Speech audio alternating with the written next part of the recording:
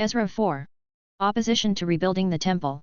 When the enemies of Judah and Benjamin heard that the returned exiles were building a temple for the Lord, the God of Israel, they approached Zerubbabel and the family heads and said to them, "Let us build with you, for we also worship your God and have been sacrificing to him since the time King Esarhaddon of Assyria brought us here." But Zerubbabel, Joshua, and the other heads of Israel's families answered them, "You may have no part with us in building a house for our God, since we alone will build it for the Lord, the God of Israel, as King Cyrus, the king of Persia has commanded us." Then the people who were already in the land discouraged the people of Judah and made them afraid to build. They also bribed officials to act against them to frustrate their plans throughout the reign of King Cyrus of Persia and until the reign of King Darius of Persia. Opposition to rebuilding the city.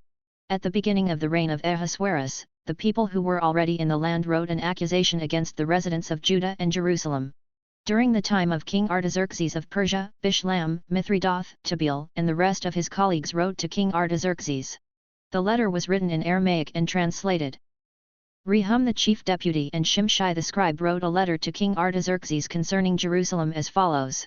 From Rehum the chief deputy, Shimshai the scribe, and the rest of their colleagues the judges and magistrates from Tripolis, Persia, Iraq, Babylon, Susa, that is, the people of Elam, and the rest of the peoples whom the great and illustrious Ashurbanipal deported and settled in the cities of Samaria and the region west of the Euphrates River. This is the text of the letter they sent to him. To King Artaxerxes from your servants, the men from the region west of the Euphrates River. Let it be known to the king that the Jews who came from you have returned to us at Jerusalem.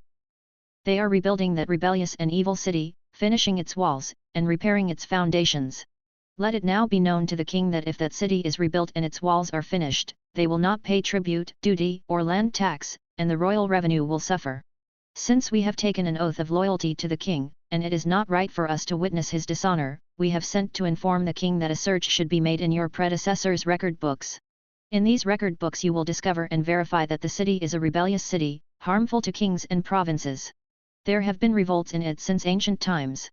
That is why this city was destroyed. We advise the king that if this city is rebuilt and its walls are finished, you will not have any possession west of the Euphrates. Artaxerxes' reply. The king sent a reply to his chief deputy Rehum, Shimshai the scribe, and the rest of their colleagues living in Samaria and elsewhere in the region west of the Euphrates River. Greetings. The letter you sent us has been translated and read in my presence. I issued a decree and a search was conducted.